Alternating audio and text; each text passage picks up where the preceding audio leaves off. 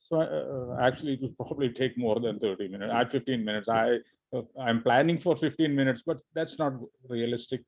Okay, let's. Do you have 15 the minutes. next assignment already published?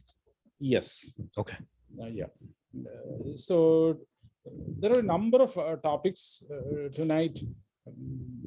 One of the more straightforward ones is exceptions. So there are different types of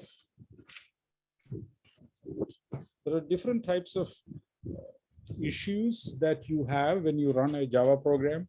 Sometimes it will crash because there is a bug. And for example, you go out of bounds on an array, or you have a null pointer exception. Those are going to raise exceptions. And what you need to do is simply debug your program. If you are using a null pointer, it is probably because of a bug, nothing else. So you just need to fix those things. Then there are exceptions you can't do much about, like if you are having a virtual memory error or some such thing, or you don't have enough memory. You could get those kinds of things. It could also be because you are having infinite recursion. In those cases, either you fix the stuff, fix your program, or in cases like the virtual memory error, probably nothing. I don't know what you can do. The third kind of errors, like errors that you could kind of anticipate. For example, if your program requires a certain file and that file is not available at execution time, you need to anticipate that. And for those kinds of things, if your file is not found, how do you gracefully handle that situation? You could probably tell the user that without that file, you are not going to continue, or you could give the user a chance to find the file and replace, and and give it to the program, those kinds of things. So those are the exceptions that you really need to worry about. For example, here, if there is a problem opening or reading the file that is being opened here, we deal with that over here. Actually, I'm not doing anything great. So you put the body of code that could throw an exception in a try block, and you put catch blocks associated with those. So that if there is a IO exception, you will come here. And if there is a problem in casting the data, you would come here. And you could do more than simply print the exception trace, the sequence of calls that cause the exception. Are you trying to share the screen for us? Yes, good idea. I should have done that sometime before. Thank you. Yeah, so sorry about this. This is the code that I was talking about. We have a body of code that would throw an exception because of IO error, file not found, or even because of some errors in communicating with secondary storage, who knows. And also because of a class cast exception here, you're reading an object, and then if it is not of type data, this line would throw an exception. So I have 2 catch blocks to handle these situations. My goodness, sorry. I should put this in airplane mode.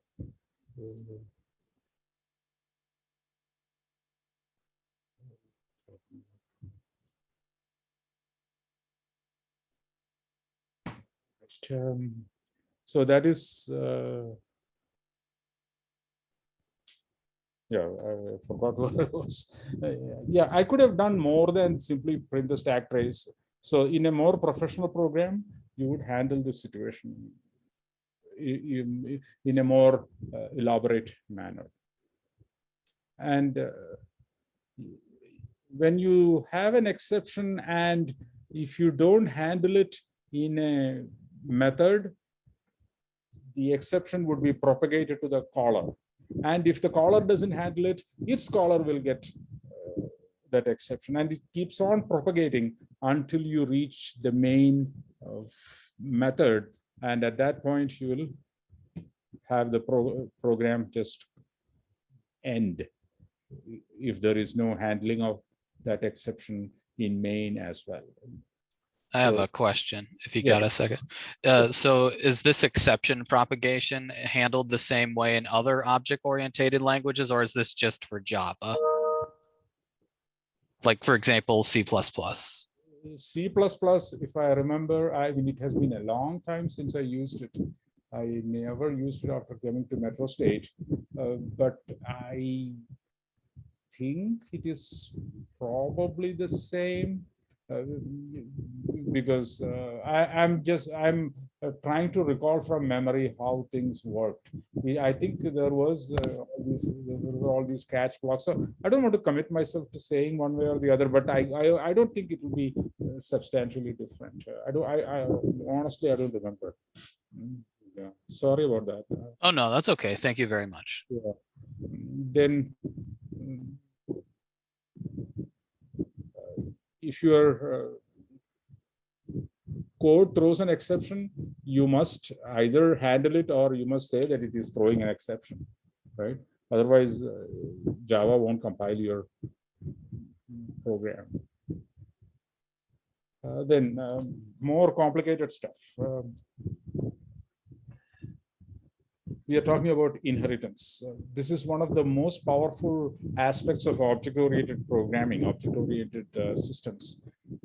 You come up with a class and then you put in some functionality. You can extend that class.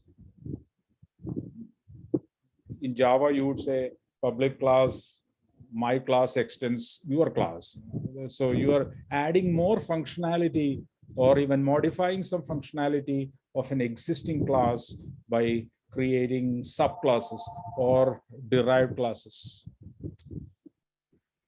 Okay, so you have a base class and derived classes. So here is an example here. Okay, you have a class called product, and it has some fields. It has a constructor. It has some methods, as you can see. And when I say product, it is very general. It could be just about anything. So I am extending it over here, making it more specific. So I have public class television extends product. So every television is going to have all these fields and all the methods, the public methods inherited. So when you create a television object, it will have a company field, a price field, a quantity sold field, plus this additional field called model. You can invoke the sell method, set price method, toString method, etc. over here. But I am overriding the toString method. There is a toString method here.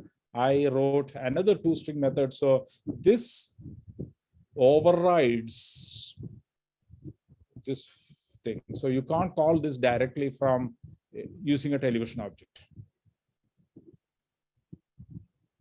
Some important coding issues. A question, please, here. Yeah. What's the difference between extend and implement? The keyword extend and the keyword implement. When you say extends, you are talking about the same kind of units. For example, television is a class. Product is a class. So you can say extends here. But if product was an interface, suppose instead of this was an interface, public interface product, then you cannot have the class extended interface. Instead, you would say you implement that interface. Let's maybe I will. Isn't that just a difference inheritance versus polymorphism? Not really. Let me use the whiteboard to explain what I'm trying to say.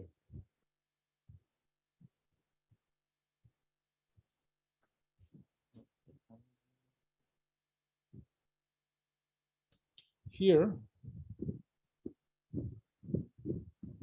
let's do two things. One is, so I have a class C1. I have an interface I1. So the first letter says whether it is an interface or a class. So I created a class called C1. I create a class called I1. I can have, suppose I create a class called C2. I can extend this here. That is an extension. But if I am trying to relate C2 and I1, then, oops, then you need to, this would be an implementation. In Java, you would say it is implements. Here, you would say it extends. If So you in had this case, does C1 have any relation with I1?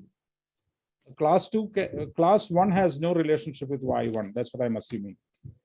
Class 2 implements, class 2 implements I1 means if I have a method here, that should be implemented over here. Okay. Yeah. So for example, if I had a method M, then I should write public blah, blah, blah, blah, M, right? Unless you want to make this class abstract. Now, if you have an interface, I can't really do anything with the class here, all right? An interface cannot say I extend the class or any such thing, but you can extend this interface over here. So if you have a method M, then that method M is inherited. And then you can have M2, another method. Does that make sense? Yeah, thank you. Yeah, I2 cannot go and say I am extending C1. There is no such thing. I2 cannot say I'm implementing C1. There is absolutely no way because this is an abstract entity. So you can kind of enforce same type of behavior without really inheriting Same type of could you clarify? behavior. So I mean, instead of inheriting methods, you can enforce the same methods through when you do it through the interface. When you extended interface, you are getting all the methods inherited. No, I'm saying instead of C2, it's extending C1. Rather than doing that, you can still do an interface, which C2 will implement, and you can still enforce the types of methods you want it to enforce. Well, yeah, sure. If you want to have this, the same kind of, what you're trying to say, if I understand you right, is there is some functionality of C1. So you have, let's say, two methods, M1 and M2.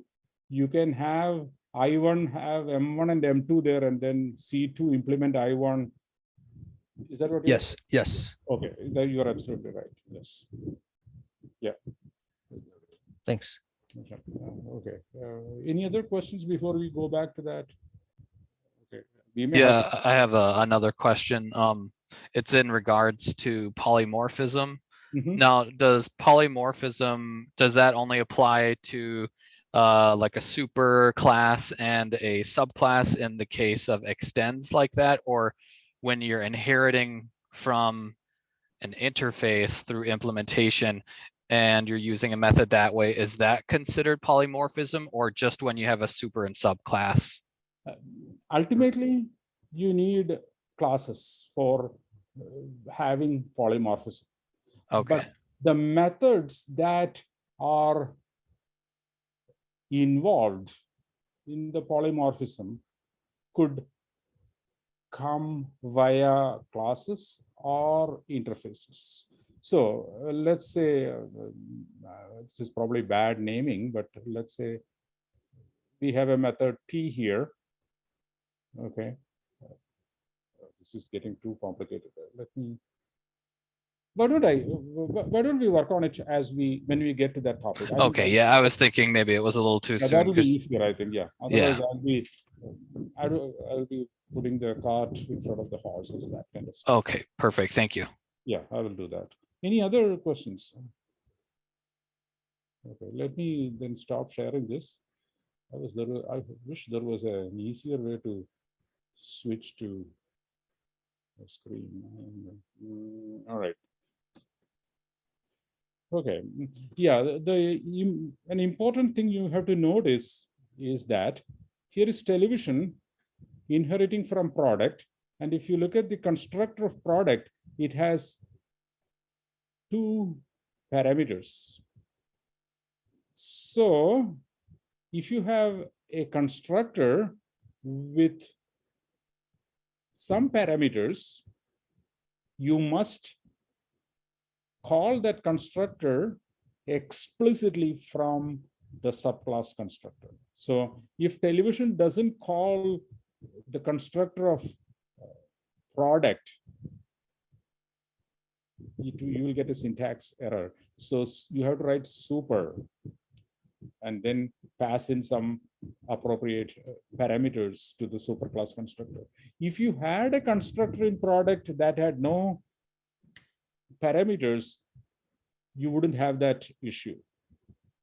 Then you don't have to call the superclass constructor. So this is something you need to be aware of as you're coding.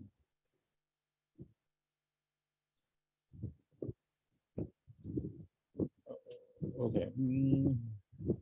So if you have a same constructor, you must pass those parameters up the chain, you're saying.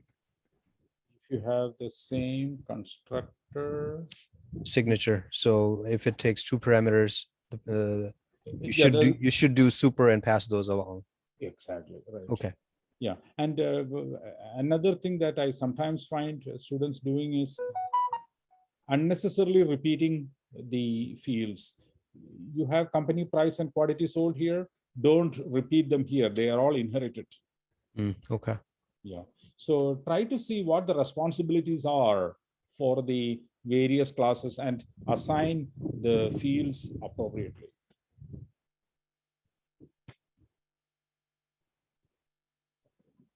Okay, here I don't know whether I need to spend much time anyway.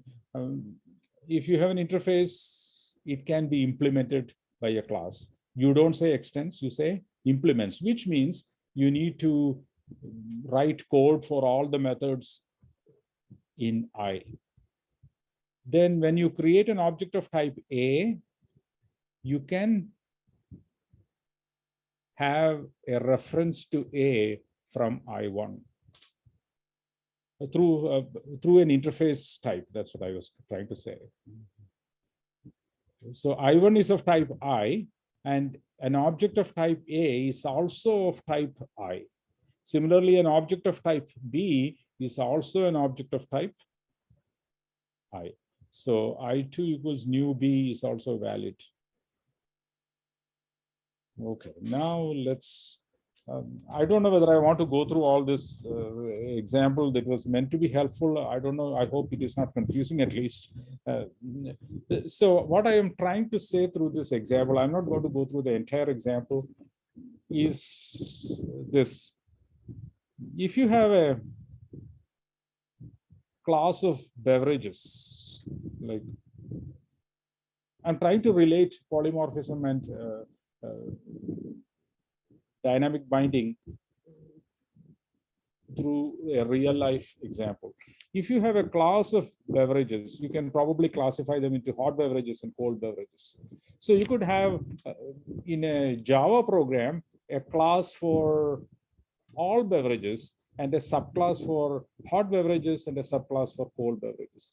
And then you could probably have subclasses for different types of hot beverages, different types of cold beverages and so on. Now, in real life, if you think about this restaurant or coffee shop or whatever environment, these could be thought of like, these cups could be thought of like references, right? The products could be thought of, the beverages themselves, that liquid themselves could be thought of as objects. So the references hold objects. Similarly, the cups hold the beverages, right? So you can think of, when you think of polymorphism, think of what you can store in a cup. In a cup, you can store, this cup at least, that styrofoam cup at the top, it can hold cold beverages and hot beverages. Either class is fine. So if you have a very general type of reference, for example, in Java, there is an object class, right? So if you have object O1, that O1 can hold any type of object. That is at the root of the hierarchy in Java.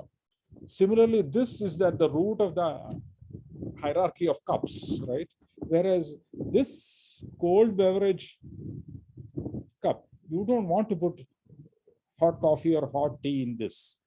It is not a good idea. Okay. Similarly, you may not want to store cold beverages here, although I'm not seeing that there is any real harm. But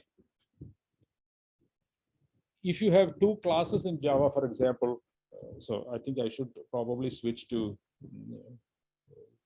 the whiteboard. I may not come back to this for a while. I will try to explain everything through that.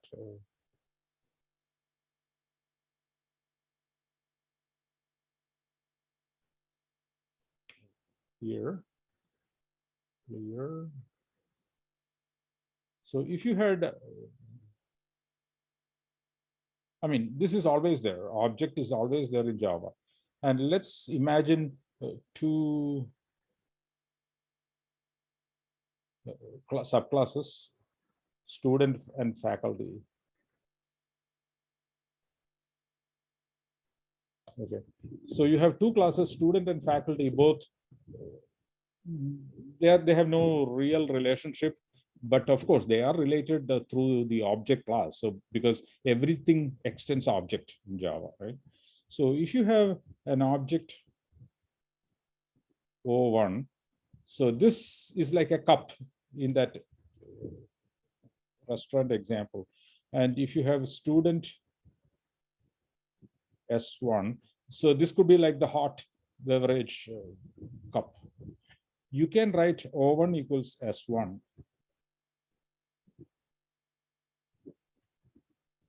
If you have faculty F1, so this could be like the cold beverage cup. I mean, this one. You can write O1 equals F1. That is, this is like pouring that cold beverage or into the styrofoam cup, or here it is like pouring the hot beverage into the styrofoam cup. Both are okay, but you don't want to do stuff like this. You cannot do this in Java. Just as you don't want to pour from that styrofoam cup into the cold beverage cup, because you don't know what is inside that. If it is hot beverage, you are going to spoil the drink and the cup, right? So you don't want to pour from the styrofoam cup to the cold beverage cup. Similarly, you cannot actually write F1 equals O1. Instead, you must verify that O1 actually contains a faculty object. So for that, you should write F1 equals faculty O1. Without this, Java will not compile your program. This is not compiled. This is okay by Java compiler. Now, You can still have a runtime issue though. right? Yes, I was going to talk about that. Yeah, thank you for pointing it out.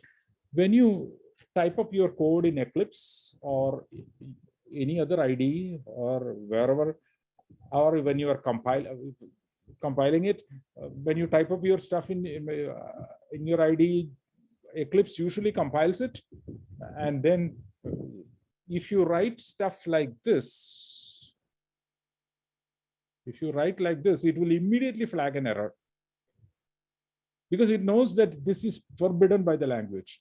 This is allowed by the language. So when you type this up, Java has no issue. But remember that at this point, nothing is being executed. Yeah, or at least your program is not being executed. Only at execution time, Java will know whether this actually contains a faculty. Because you might have done this kind of an assignment, right? O1 equals S1. So O1 contains a student object. And if you try to cast it as a faculty, you immediately get a runtime exception, a class cast exception. So it is not something that Java can verify at compilation time because it is just believing you that O1 contains a faculty.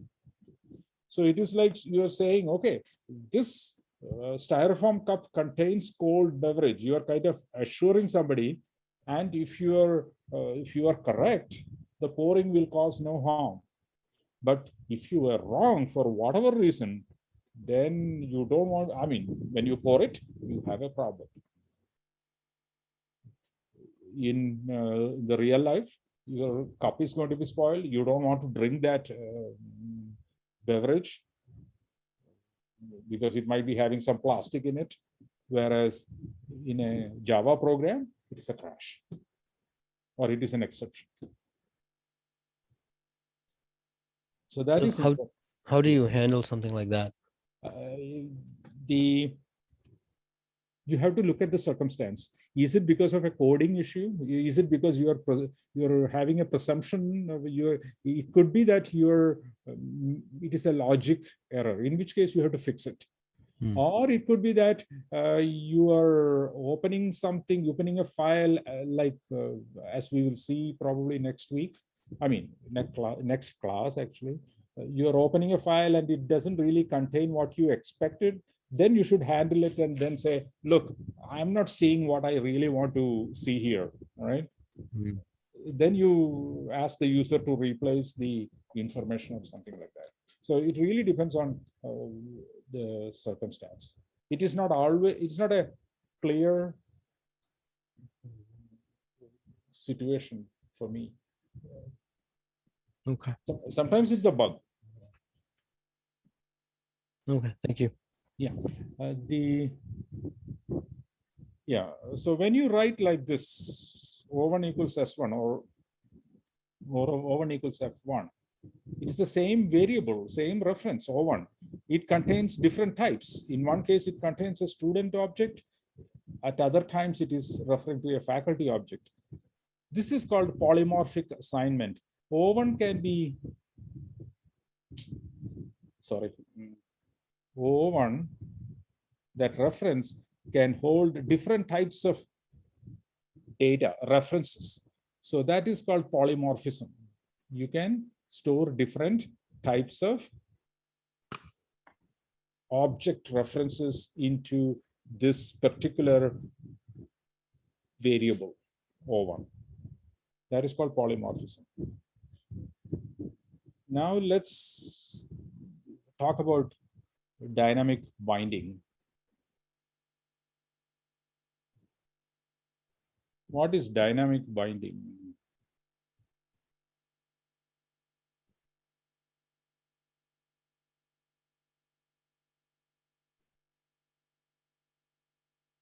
So once again, let me write this object O1 student S1 faculty S2. Let's assume there is a toString for student. There is a toString written in faculty. You know what toString does. It prints a string, it returns a string representation of an object, right? So let's assume in student class, we wrote a toString method. In faculty, we wrote a toString method. Now, if you write O1 equals, oh, maybe I should change this to F1. Okay. O1 equals F1. Then you write O1 dot toString.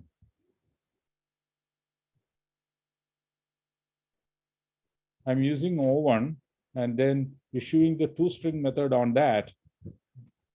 Which method gets executed? There is a toString written in object. There is a toString implemented in student, and faculty also has a toString. So where does control go? Which of these three methods? This obviously has a toString method, right? Faculty.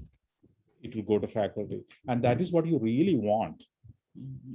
I mean, because you stored the F1 reference, a faculty reference to O1, you would like to see the toString of faculty. That is the intention here, right? So it actually obliges you. It really goes to the toString of faculty. On the other hand, if this was S1, it will go to the S1 toString of student.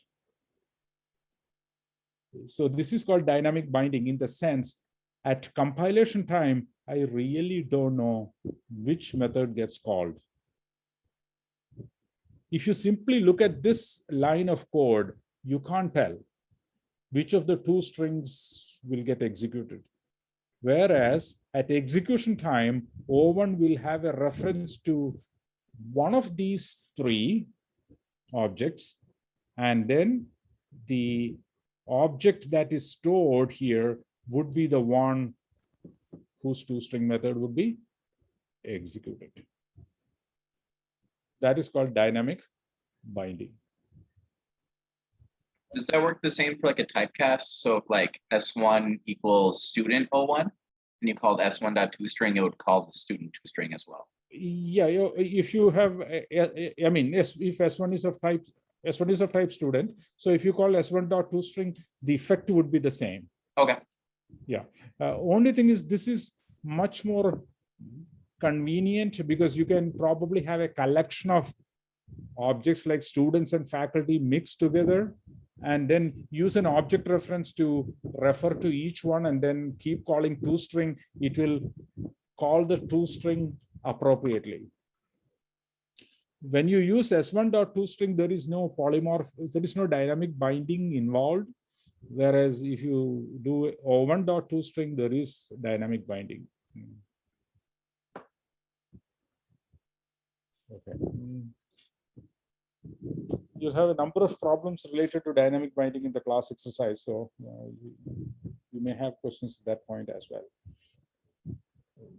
What else? Let me go back to the, let's see what else is in the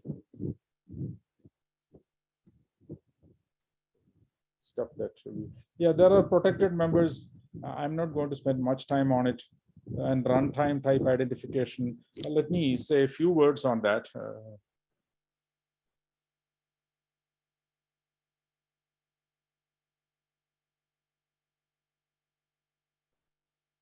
Yes, I want to get to Java FX as well. It's already 40 minutes. I was planning 15 minutes. What was the right runtime type identification? Occasionally, you want to ask an object, what type are you?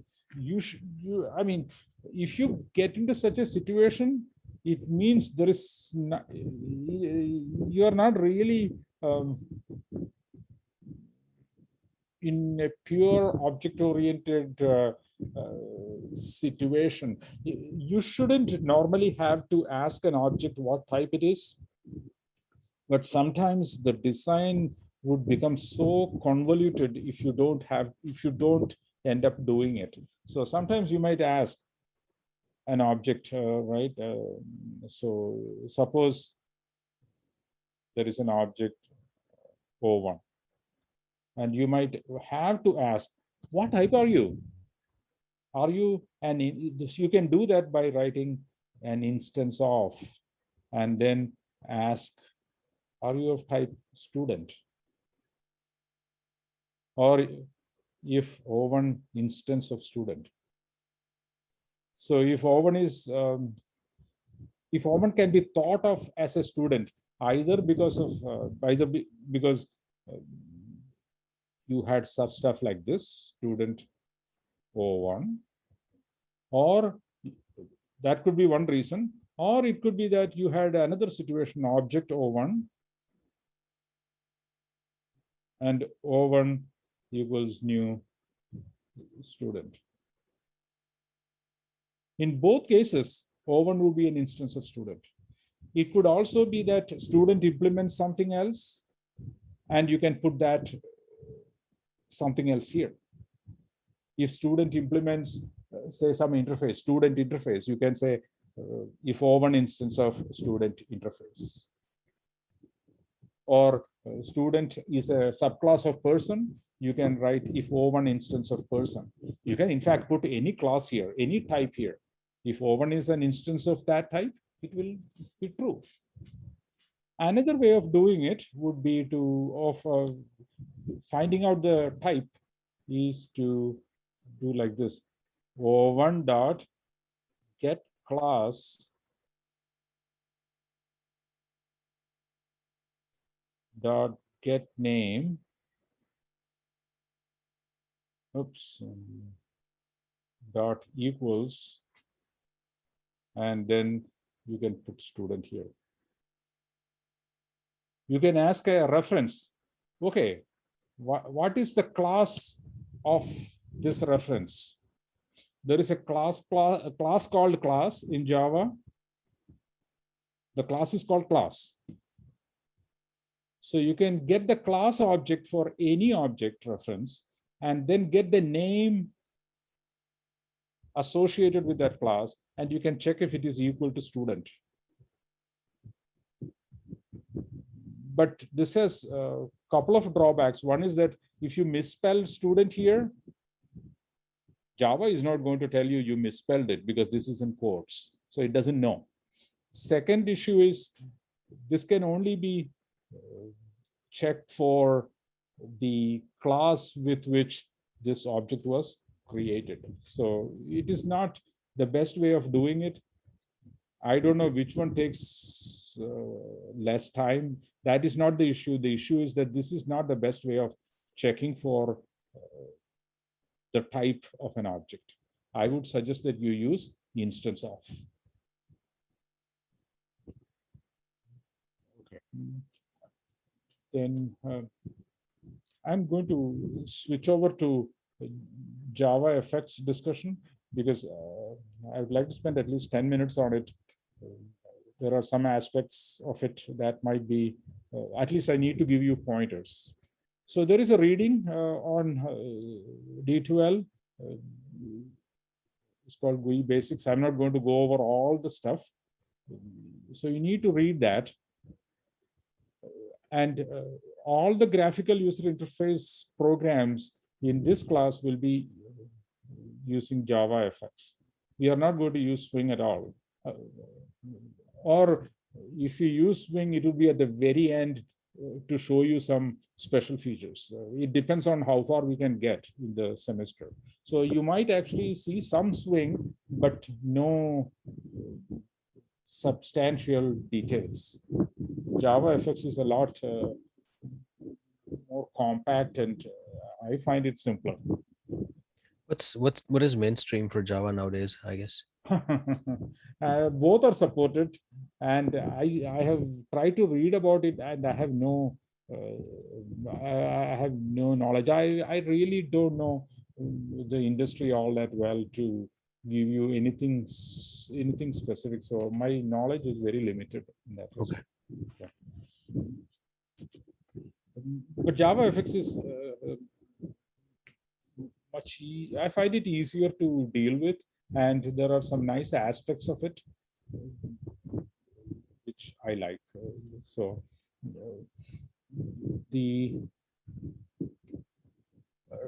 trouble with, I'm not going to go through the stuff in this document, which you can read, but I would like to point you in the right direction for doing assignment 2. Because if you do assignment 2, you would have learned sufficiently about JavaFX to be able to do the necessary work and learn the other stuff. Okay, so let me point you in that direction. First thing is, you need to download JavaFX separately. That is one thing. And you need to install it, which is not a huge job, but you need to, we need to, what is the right word for it? Let me import it. I don't know. I'm going to use this word import in double quotes. Okay, it's not imported properly in your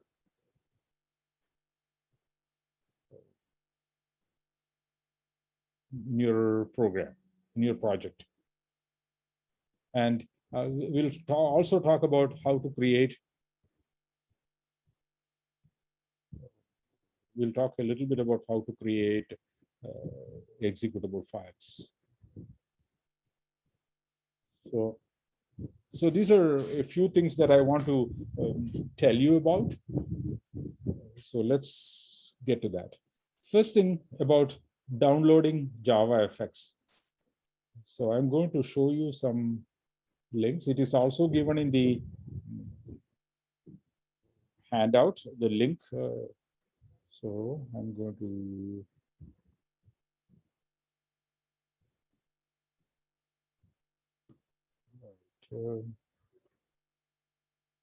can you see this document, getting started with JavaFX? Yep. Okay. Yep. So this is you might want to. I think it is. I have given this in the at the very end of the handout, GUI basics. This link. You need to go through part of this. Not everything is needed. Just a little part of it, especially the stuff about JavaFX and Eclipse. Even that, not everything. You need to install Java, which of course all of you have done, and then you need to download JavaFX. Okay, this might have it. So you need to download JavaFX from this. I think it is. I don't even know how to pronounce this. Gluon or something, right? So there is a download link here. Okay, and if you go, you can. Unfortunately, they give only the first version, I believe, of JavaFX and the most recent one. I downloaded this most recent version, and it was crashing on me. I had no idea what to do with it. Then I downloaded 11.0. Whatever, or 2, whatever, and it worked fine with me. So if you have trouble with one version, try the other. That's what I can suggest. You need to download both the SDK and JMods. I'll tell you what the differences, what they are for. Okay, so depending upon whether you have Windows or Mac or Linux or whatever, you can see you have 2 files to download. So download both of them. If you are on Windows, download download this. Then put them in a place that you can find easily. That at least you don't want to erase that this semester. So maybe you can put it in the home directory of ICS 372 if you have a directory like that. I wouldn't put it in downloads or some desktop or someplace where you might accidentally delete stuff. After you do that, you can go to your go to Eclipse. The instructions are there in that documentation, the file that I showed you. So there is nothing, everything is here. All the information is here. It is not something I invented, obviously. So all the information is here, okay? But I'm just trying to tell you what the kind of things you need to do. You need to go to Eclipse. Oh, you can't see this. Let me change the share to desktop.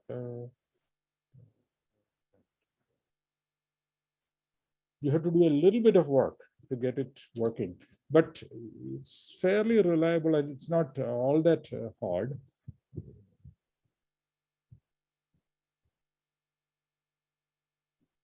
You need to set up a user library. So you need to go to Eclipse preferences. On Mac, you click on Eclipse and then click preferences. I think on Windows, it will be window preferences. So click here and you expand Java, and I keep forgetting where here. Okay. Build path, what is it, build path, and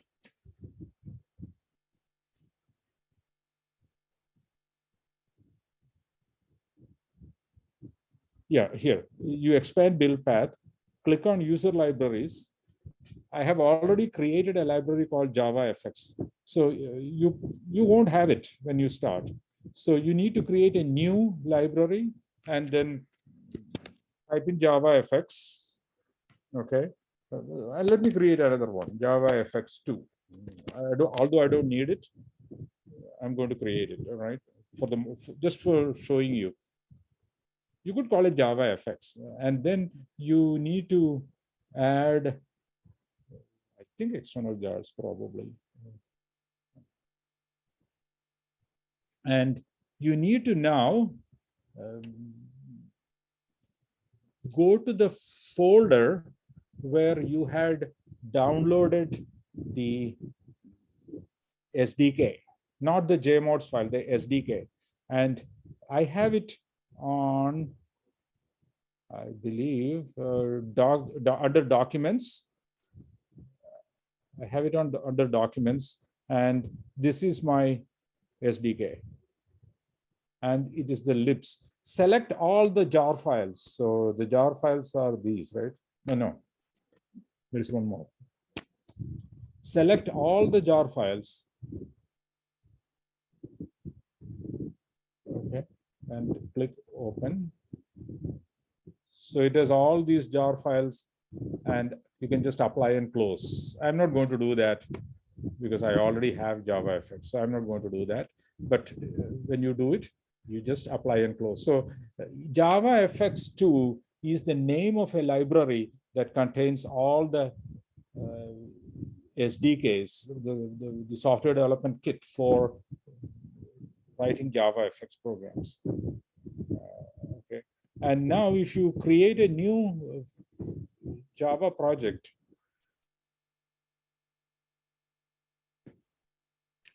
my Java project, I'm not going to create modules or anything. I want to do this quickly, so I'm just going to create it without modules. And if I create a new class here, my FX program, and one of the things you will do here is implement extends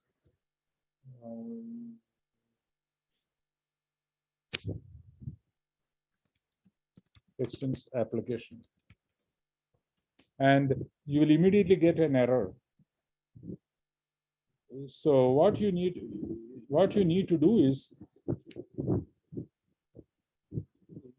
go to the project folder and then click on properties and go to Java build path.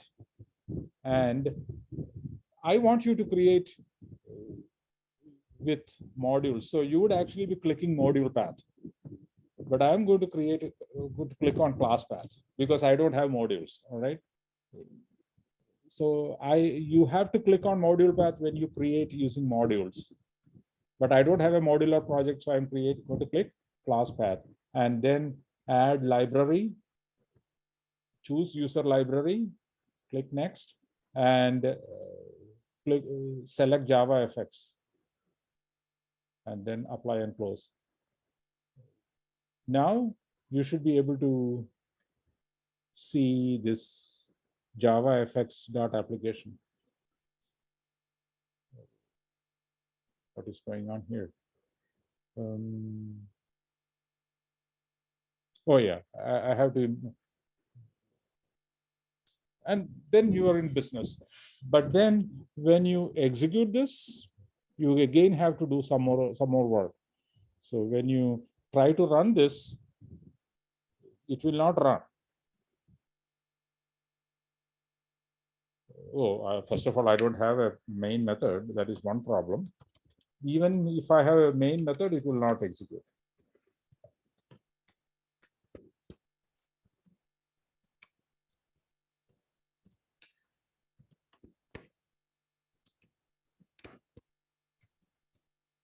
Okay.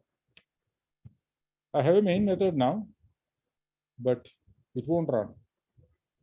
It will give an error. So it has some components missing. So you need to take care of that. So what you do is you go to run as and click run configurations. And you need to create a configuration for this. Let me see here. So you click here and it, actually I had it already, I think my FX program anyway. So you need to go to the VM arguments and type in some stuff, and that is a pain in the neck. So I already have, oops. I'm clicking, double click instead of. All right, let me go back there. I accidentally double clicked.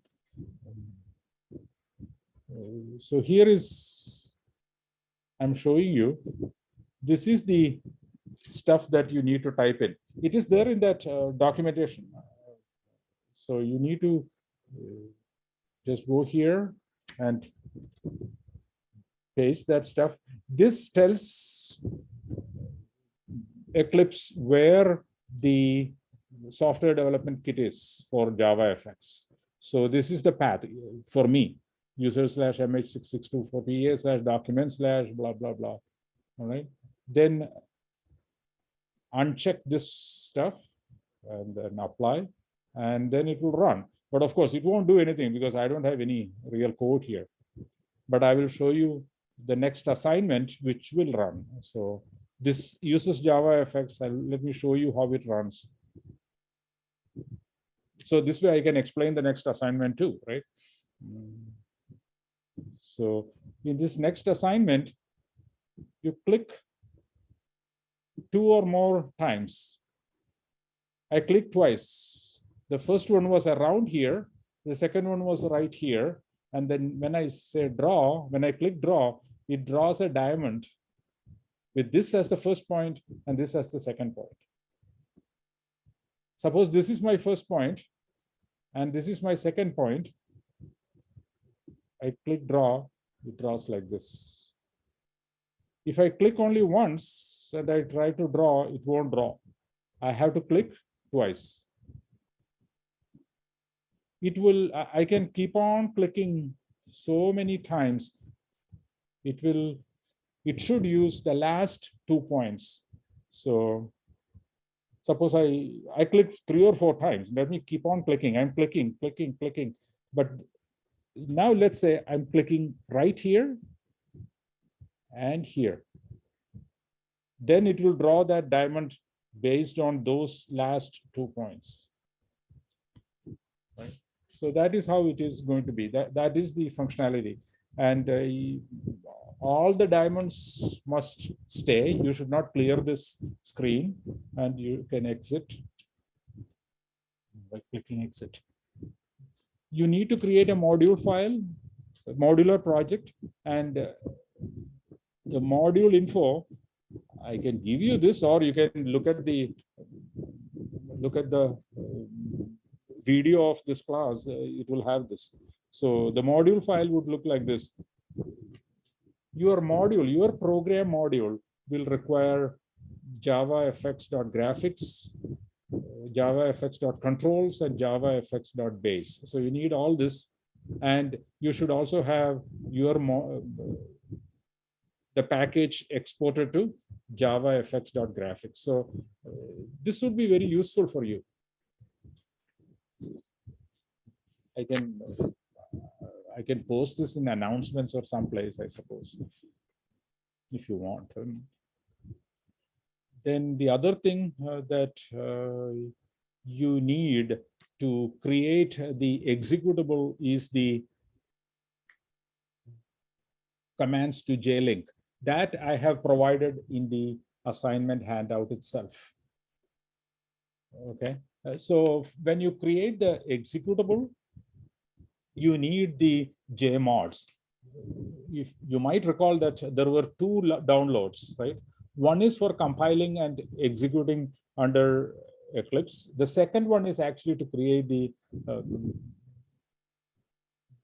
modules for the entire FX program so that it can run in isolation. So there are two downloads. One you use for compilation and execution in Eclipse. The other one you use for creating the standalone executable JavaFX program. Okay. As I said, I will try to post this under announcements. I will try to remember to do that. Or if you are in a hurry and you don't find it, you can definitely look at the video of this class and it will have this. Any questions? All right, then let me stop sharing. Let me stop recording.